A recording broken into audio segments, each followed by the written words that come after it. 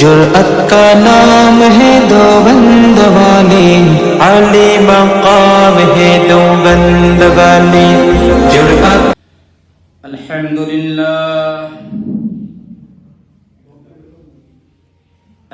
لله نحمده ونستعينه ونستغفره ونؤمن به ونتوكل عليه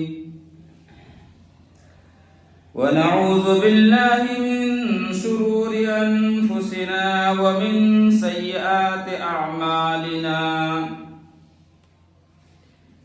من يهده الله فلا مضل له ومن يضلله فلا هادي له ونشهد أن لا إله إلا الله وحده لا شريك له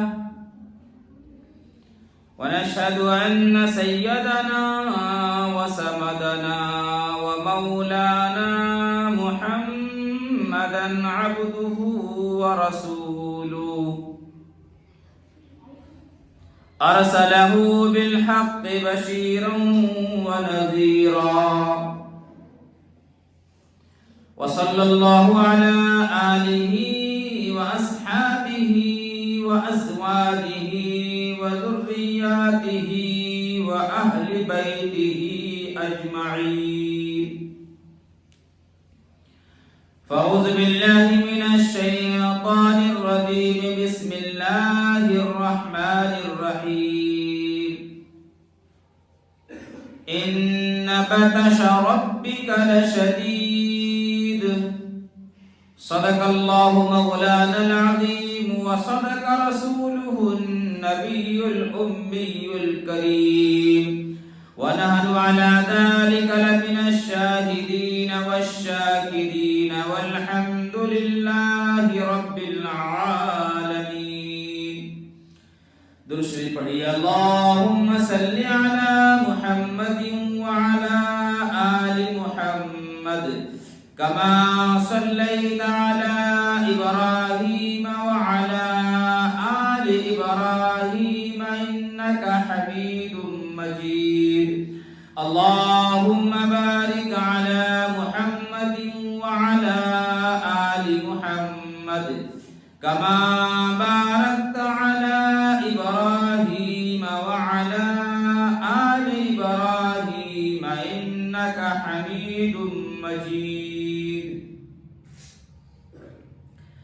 میرے محترم بزرگ اور دوستو حاضرین جمعہ، اللہ جل جلالہ وعمن اوالہ کا بہت ہی بڑا احسان ہے کہ اللہ رب العزت نے ہمیں اور آپ کو جمعہ کی نماز کے قبل کچھ دیر اللہ کے پاک گھر میں بیٹھ کر دین کے بات کہنے اور سننے کی توفیق عطا فرمائی۔ جس اللہ تبارک و تعالیٰ نے ہمیں اور آپ کو یہاں بٹھایا، اس اللہ تبارک و تعالیٰ سے دعا گو ہوں کہ اللہ تعالیٰ ہمیں 100% سچ اور حق بات کہہ کر سن کر ہم سب کو عمل کرنے کی توفیق عطا فرمائے۔ عزیز دوستوں اور بزرگوں، شعبان المعظم کا یہ مہینہ اور اس مہینے کا یہ آخری جمعہ ہے، انشاءاللہ ہماری اور آپ کی زندگی رہی تو اگلے جمعے کے اندر ملاقات ہوگی تو رمضان المبارک کا بابرکت والے مہینے سے ملاقات ہوگی۔ یہ شعبان کی آخری تاریخ ہے، یہ رمضان المبارک کا آنے کا کچھ ہی دن باقی رہ گیا ہے۔ ہمیں اور آپ کو اس مہینے کی قدر کرنی چاہیے۔ جس طرح ہم اور آپ کسی مہمان کے آنے پر اکرام کرتے ہیں، پہلے سے جب ہمیں معلوم ہو جاتا ہے کہ ہمارے گھر پر کوئی مہمان آئے گا، ہم اس کی پہلے سے تیاری کرتے ہیں، اسی طرح ہمیں اور آپ کو رمضان المبارک کے مہینے کی تیاری کرنی چاہیے۔ دوستو، مہمان نوازی بہت بڑی چیز ہے۔ حدیث کے اندر اس کی بہت بڑی فضیلت آئی ہے، اور مہمان قسمت والے کے پاس ہی پہنچتا ہے، اور مہمان کو انسان بوجھ نہ سمجھے۔ پہلے اللہ تبارک و تعالی جس کے گھر کے اندر مہمان بھیجتا ہے، پہلے اللہ رب العزت اس گھر کے اندر اس مہمان کے رزق کو بھیجتا ہے، بعد میں مہمان آتا ہے۔ آج آپ کے سامنے کچھ مہمان ہی کے باتیں کہنے کا شرف حاصل کر رہا ہوں۔ عزیزو، دوستو اور بزرگو، مہمان اللہ تبارک و تعالیٰ کی طرف سے آتا ہے، لیکن آج ہمارے اور آپ کے دلوں کے اندر اگر بڑا آدمی، کوئی روپیہ پیسہ والا آدمی ہمارے پاس مہمان آئے تو ہم اس کی قدر کرتے ہیں۔ پیسے والا کی قدر کرتا ہے۔ اگر پیسے والا کے گھر کے اندر کوئی غریب آدمی آ جاتا ہے تو اس کی قدر نہیں کرتا، حالانکہ وہ بھی مہمان ہے۔ جس طرح ہم اور آپ اس کی مہمان نوازی کر رہے ہیں، اسی طرح غریب آدمی کو بھی ہمیں اور آپ کو مہمان نوازی کرنا چاہیے۔ مہمان نوازی کے لیے یہ مت دیکھو کہ یہ غریب ہے، یہ امیر ہے، یہ کالا ہے، یہ گورا ہے۔ جب اللہ تبارک و تعالیٰ کی طرف سے آپ کا مہمان آ گیا آپ کے گھر میں تو آپ کو اس کو اکرام کرنی چاہیے۔ اگر آپ کے پاس کچھ نہیں ہے، اس سے اچھی طریقے سے ملاقات کیجیے، کھڑے ہو کر اس سے ملاقات کیجیے، سلام مصافحہ کیجیے، اور اگر کچھ بھی نہیں ہے تو ایک گلاس اس کے سامنے پانی پیش کر دیجیے۔ یہ بھی مہمان نوازی ہے۔ اور اگر اللہ تبارک و تعالیٰ نے آپ کو نعمت دی ہے اس کو کھلائیے۔ عزیز دوستو اور بزرگوں، ہم اور آپ یہ سب چیزوں کو، چھوٹی چھوٹی چیزوں کو کیا کہیں، ثواب کی چیز نہیں سمجھتے۔ یہ ثواب کی چیز ہے، یہ برکت کی چیز ہے۔ اور اسی طرح دوستو، اولیاء کرام کی کرامت اور نبی علیہ الصلوۃ والسلام کے معجزہ یہ بھی برحق ہے۔ نبی کے معجزات کو کوئی انکار کر دے تو اسلام سے خارج، اور ولی کی کرامت کو انکار کر دے وہ بھی دائرے اسلام سے خارج۔ لیکن یاد رکھیے گا، ہر انبیاء علیہ الصلوۃ والسلام کو اللہ تبارک و تعالیٰ نے معجزہ دیا، لیکن ہمارے نبی پاک صلی اللہ علیہ وسلم کو جو معجزہ دیا وہ سب سے نرالا ہے اور ان گنت ہے۔ اور اللہ کے رسول صلی اللہ علیہ وسلم کی دعا بھی اسی طرح اللہ تبارک و تعالیٰ قبول فرماتے ہیں۔ اولیاء کرام کا بھی ہاتھ جب اٹھتا ہے تو اللہ تبارک و تعالیٰ اس کے ہاتھ کو خالی نہیں لوٹاتا۔ اور انبیاء علیہ الصلوۃ والسلام، اگر کوئی نبی ہاتھ اٹھاتا ہے اللہ تبارک و تعالیٰ کے لیے تو اللہ تبارک و تعالیٰ اس کے ہاتھ کو خالی نہیں لوٹاتا۔ تو عزیزو دوستو، یہ سارے چیزیں تمام انبیاء علیہ الصلوۃ والسلام کے معجزہ اور ہمارے نبی پاک صلی اللہ علیہ وسلم کا معجزہ مختلف ہے۔ اس میں سے ایک قرآن کریم ہے جو ہمارے مساجد کے اندر ہے، ہمارے گھروں کے اندر ہے، ہمارے بچوں کے سینے کے اندر جو محفوظ کر رہا ہے۔ یہ اللہ تبارک و تعالیٰ نے جو قرآن کریم کا جو معجزہ دیا ہے یہ سب سے بڑی معجزہ ہے۔ اللہ کے رسول صلی اللہ علیہ وسلم کو اللہ تبارک و تعالیٰ نے معراج کرایا، یہ اللہ کے رسول صلی اللہ علیہ وسلم کی بہت بڑی معجزہ ہے۔ عیسیٰ علیہ الصلوۃ والسلام کے معجزہ کہ جب مردے سے بات کرتے تھے، قم بإذن اللہ کہہ کر جب اس کو آواز دیتے تھے تو وہ اٹھ جاتا تھا، اللہ کے حکم سے وہ زندہ ہو جاتے تھے۔ لیکن دوستو، وہ مردے کے اندر پہلے روح ہے، وہ روح چلا گیا۔ یہ بھی بہت بڑی معجزہ ہے کہ ایک مردے کو قم بإذن اللہ کے نام لے کر جب پکارتے تھے عیسیٰ علیہ السلام تو وہ زندہ ہو جاتا تھا۔ لیکن ہمارے اور آپ کی عقل یہ کہتی ہے کہ اس پر تو روح تو تھا، اللہ نے اس کو نکال لیا۔ لیکن اللہ کے رسول صلی اللہ علیہ وسلم کے معجزہ میں آپ کے سامنے رکھوں کہ اللہ کے رسول صلی اللہ علیہ وسلم جب مدینے کے اندر مسجد نبوی کے اندر محراب نہیں تھا، اس سے پہلے ایک خشک کھجور کے ایک تنا تھا، اس پر اللہ کے رسول صلی اللہ علیہ وسلم ٹیک لگا کر خطبہ دیا کرتے تھے۔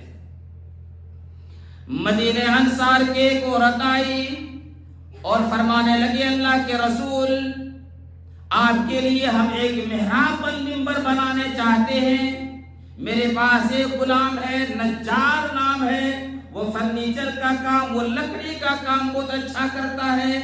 اللہ کے پاک نبی نے فرمایا بنا لو۔ اللہ کے رسول نے اس کو بنانے کی اجازت دے دی۔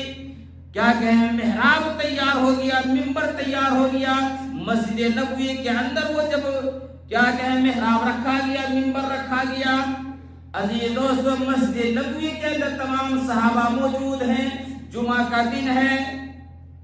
اللہ کے پاک نبی جب حجرے عائشہ سے نکلتا ہے اور وہ محراب کے اندر، وہ ممبر کے اندر آ کر خطبہ دینے لگا، اب جو ہی وہ لکڑی، وہ خشک لکڑی کے اوپر جو تنا کے اوپر ٹیک لگا کر خطبہ دیتے تھے، جب اللہ کے رسول صلی اللہ علیہ وسلم اس کا کراس کیے وہاں سے پار ہوا، تمام صحابہ شاہد ہیں کہ وہ لکڑی سے رونے کی آواز آنے لگی، وہ لکڑی سے کے رونے کی آواز آنے لگی۔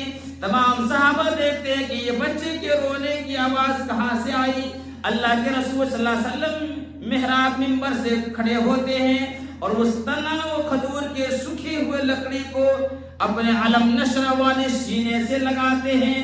صحابہ کہتے ہیں کہ وہ لکڑی ایسے آہستہ آہستہ چپ ہو گیا جیسے کوئی روتا ہوا بچہ اگر چلاتا ہے، اپنی ماں کے لیے اگر رو رہا ہے اور ماں اس کو تھپکی دیتی ہے کہ بیٹا سو جاؤ، بیٹا سو جاؤ، اور ماں وہ تھپکی دیتے دیتے بچہ چپ ہو جاتا ہے۔ اللہ کے رسول صلی اللہ علیہ وسلم نے جب اس کو اٹھ کر سینے سے لگایا، صحابہ کہتے ہیں ایسی آہستہ آہستہ لکڑی وہ خاموش ہو گئی۔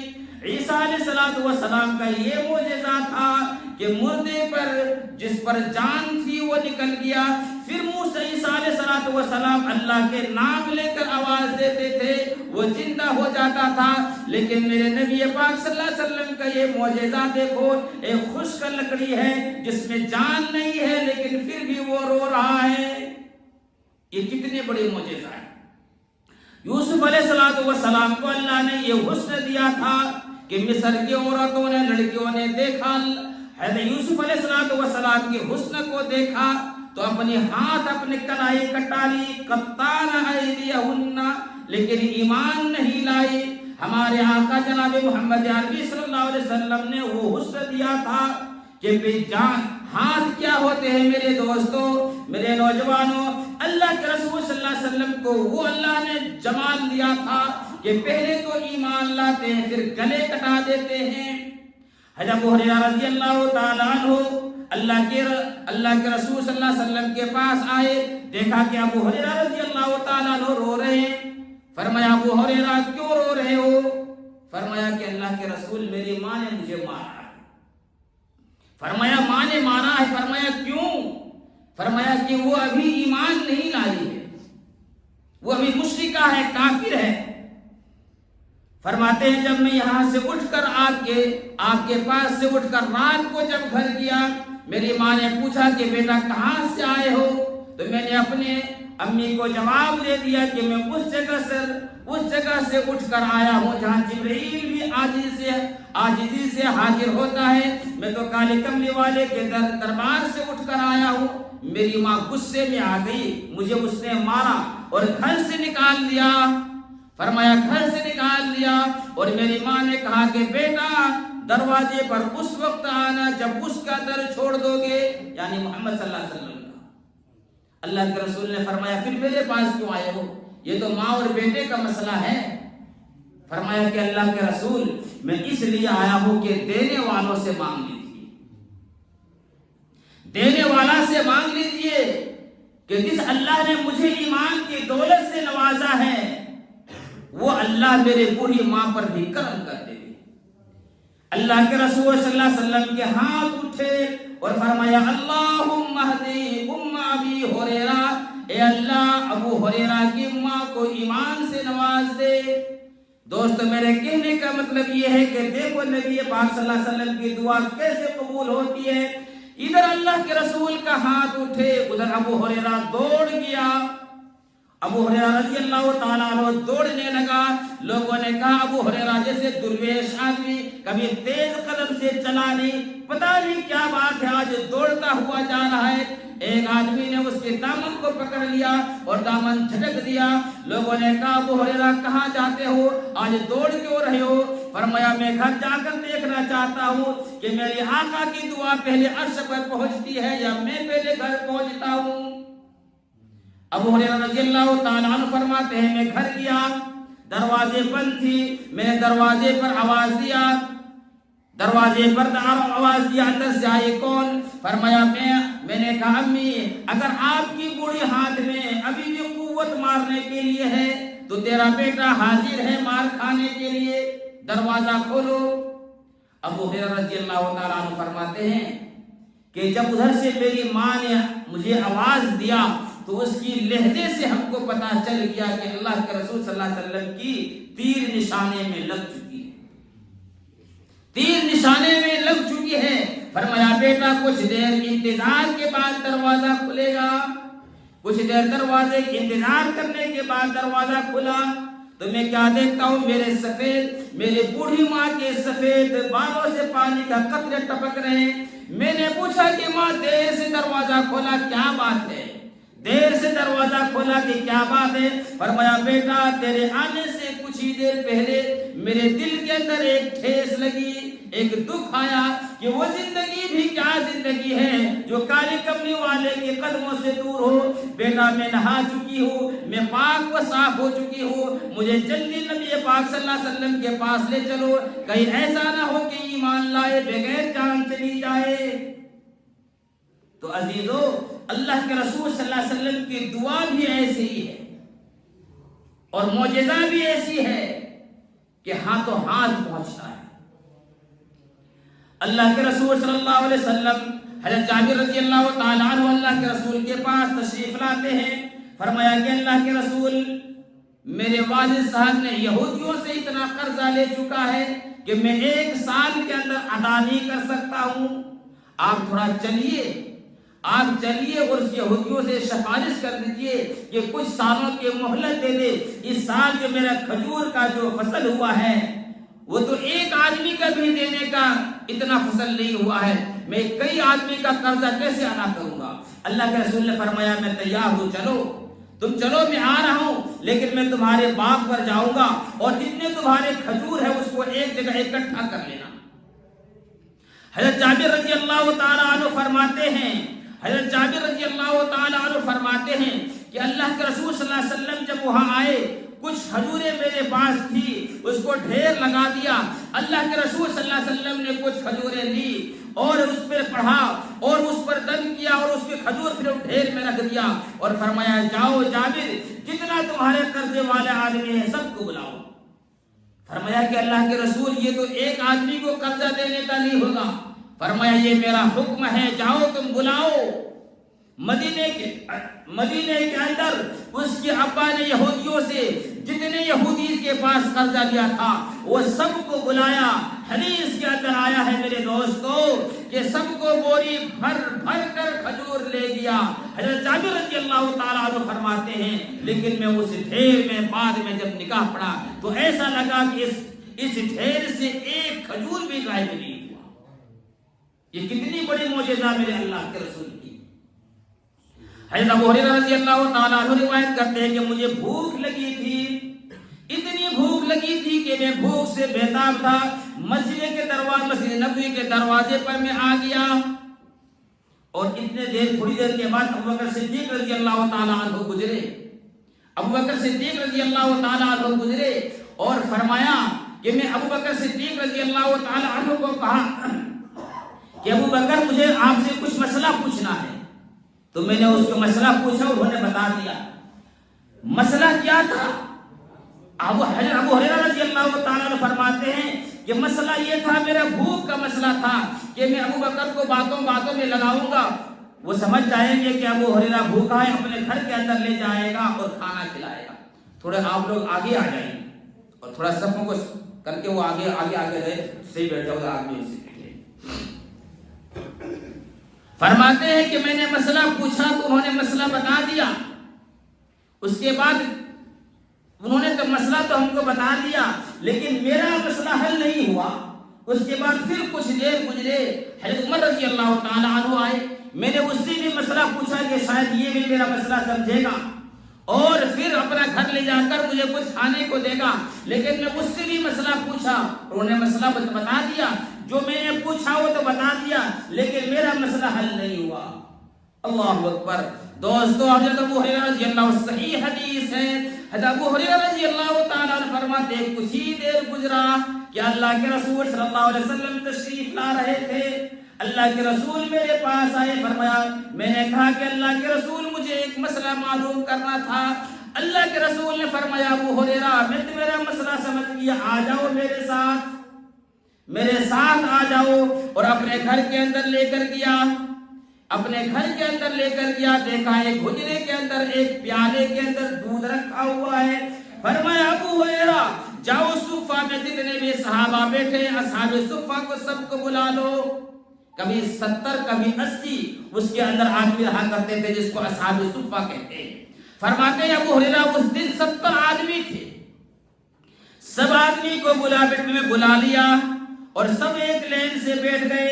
اللہ کے رسول نے اس پیالہ کو وہاں سے اٹھایا اور میرے ہاتھ میں لیا اور فرمایا ابو ہریرہ داہنی طرف سے اس کو پلانا شروع کر دو، داہنی طرف سے اس کو پلانا شروع کر دو۔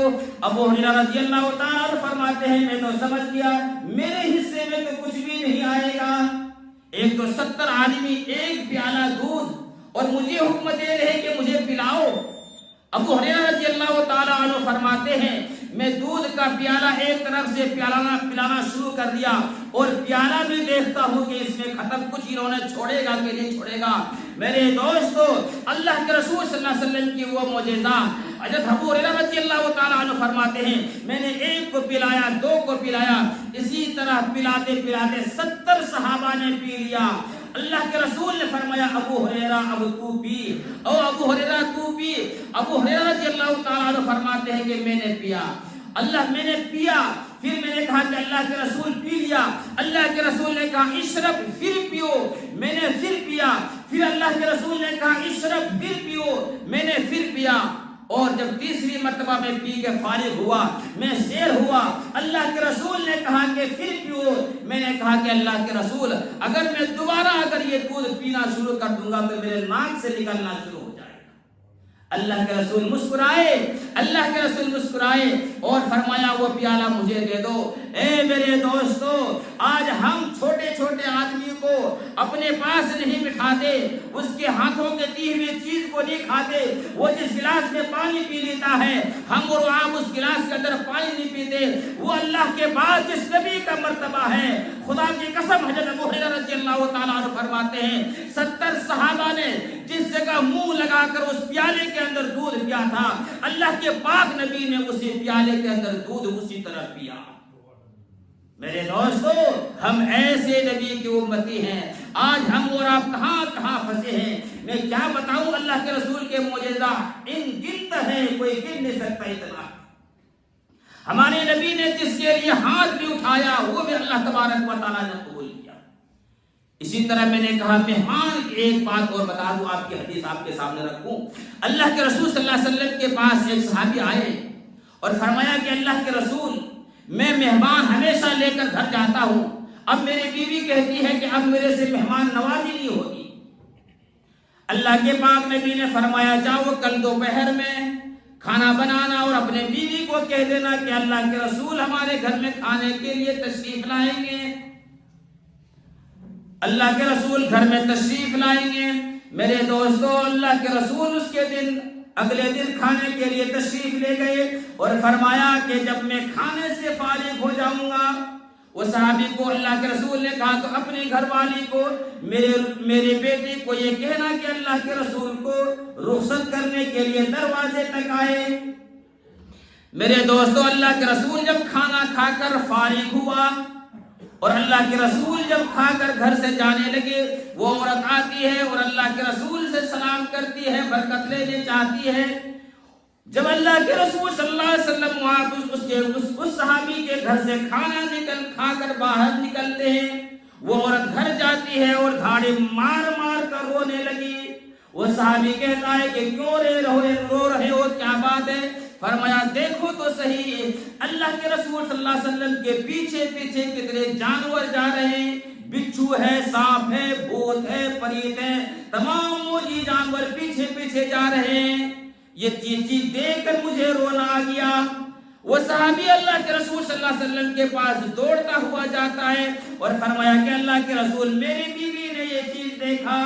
اللہ کے رسول نے فرمایا کھانا کھانا مقصد نہیں تھا، کھلانے والا اللہ، پلانے والا اللہ، دینے والا اللہ، میٹھی نیند سلانے والا اللہ، روتے کو ہنساتے ہوئے اللہ، اولاد دینے والا اللہ۔ یہب لمن یشاء اناثا ویہب لمن یشاء الذکور او یزوجہم ذکرانا واناثا ویجعل من یشاء عقیما۔ اللہ تبارک و تعالی ہی اولاد دیتا ہے، اللہ جس کو چاہتا ہے لڑکا دیتا ہے، جسے چاہتا ہے اللہ لڑکی دیتا ہے، اللہ جس پر کرم کرتا ہے لڑکا لڑکی دونوں دے دیتا ہے۔ او یزوجہم ذکرانا واناثا ویجعل من یشاء عقیما۔ اللہ قرآن میں کہتا ہے اگر میں نہ چاہوں پوری دنیا کے اندر جہاں جہاں تمہارا دل چاہے اپنے سر کو ٹیک لے، طرح طرح کی ماتھا کو کیا کہ منت مانگ لے، اگر میں نہ دوں او یجعل من یشاء عقیما، اللہ کہتا ہے جسے میں چاہتا ہوں اس کو بانجھ رکھ دیتا ہوں۔ پوری دنیا تم کہیں چکر لگاؤ اس کو اولاد ہو ہی نہیں سکتا جب تک کہ اولاد نہ دے۔ تو اللہ کے رسول نے فرمایا ہر چیز کرنے والی ذات ایک اللہ ہے۔ فرمایا مجھے دعوت کھانا مقصد نہیں تھا بلکہ تمہاری بیوی کو سمجھانا مقصد تھا۔ جب مہمان گھر پر جاتا ہے اللہ تبارک و تعالی مہمان پہنچنے سے پہلے اس کے گھر کے اندر اس کے رزق پہنچ جاتا ہے اور مہمان کے برکت سے گھر والے بھی کھاتے ہیں، اور جب مہمان گھر سے کھانا کھا کر فارغ ہوتے ہیں اور جب گھر سے نکلتے ہیں اس کے گھر کے اندر جتنے بھی اللہ بلا ہو مصیبت ہو وہ مہمان کی برکت سے اللہ سب کو نکال کر دور کر دیتا ہے۔ میرے دوستو یہ ہے مہمان کی برکت۔ تو میں نے شروع میں کیا کہا کہ رمضان آ رہا ہے، روزہ کا مہینہ آ رہا ہے، یہ ہمارے اور آپ کے لیے سمجھ لیجئے ایک مہینہ کے لیے مہمان ہے۔ ہم اس کی تراویح کو اکرام کریں، اس کے روزے کے اکرام کریں، اس کی کیا کہ نوافل کو زیادہ پڑھیں۔ دوستو یاد رکھیے گا ہمارا سر کے بال سے لے کر پاؤں کے ناخن تک کے روزہ ہوتا ہے، صرف پیٹ کا روزہ نہیں ہوتا ہے۔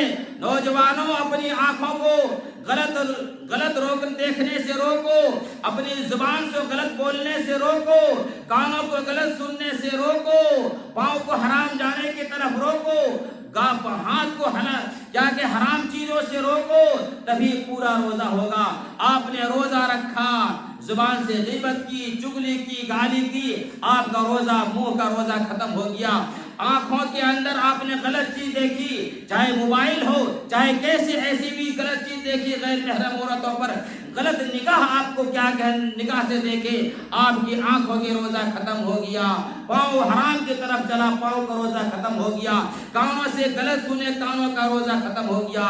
ایک پیٹ کا روزہ بچا ہے۔ اب ذرا غور کرو، 1500 سال کا سفر ہوگا پل صراط میں، ہمیں اور آپ کو وہاں گزرنا ہے۔ اگر ہمیں اور آپ کو کسی چیز کی ضرورت پڑے گی تو ہمارا روزہ لنگڑا ہے، اس کی ہاتھ بھی نہیں ہے، اس کے کان بھی نہیں ہے، اس کی زبان بھی نہیں ہے، اس کا کوئی چیز نہیں ہے، وہ روزہ ہمارا اور آپ کا کیسے مدد کر سکتا ہے؟